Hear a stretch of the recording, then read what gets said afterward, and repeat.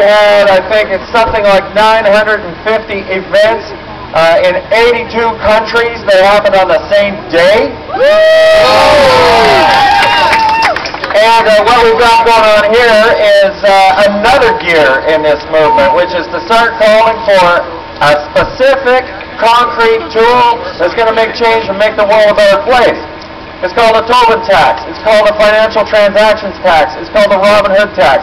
Doesn't matter what you call it, it's the same thing. And basically, here's how it works. Look up at those towers that you've been looking at for a while. The Tobin tax, the Robin Hood tax, is designed to move money from those towers down to the street.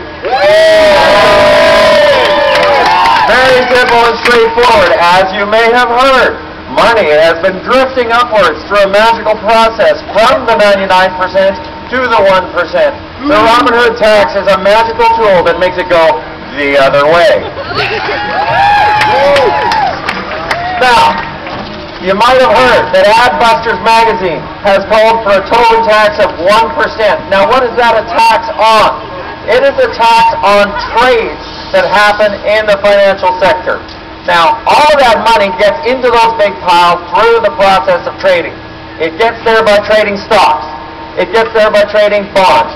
It gets there by trading currencies. And it gets there by trading a whole bunch of financial instruments that nobody can understand that are really nothing more than different machines in a great big casino. And what they want to keep on doing is to be able to pull the lever every time they want, because money comes out and bankers and financial institutions get it. What we're saying is, keep on pulling all the levers you want. We're going to take a piece of it. Now, it doesn't have to be 1%. What's happening in Europe right now is that the governments of France and Germany are proposing a Tobin tax, a financial transaction tax, of 0.1%. That doesn't sound like very much. Even so, it will still raise probably $500 billion if it were applied worldwide. I don't know about you, but I can remember a time when nobody used the word trillion. We talk about trillions all the time these days.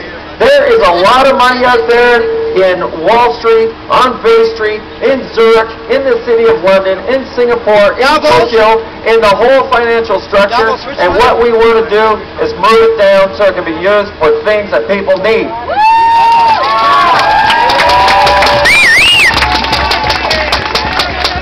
Other people are going to talk about the things that people need. But I just want to say that if there is food in the house, there is no way any of us would say that children should go hungry when there's food in the house.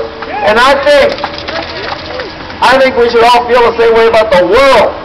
There is no way that children should go hungry. People should go hungry when there is food in the house, and there's lots of food in the house.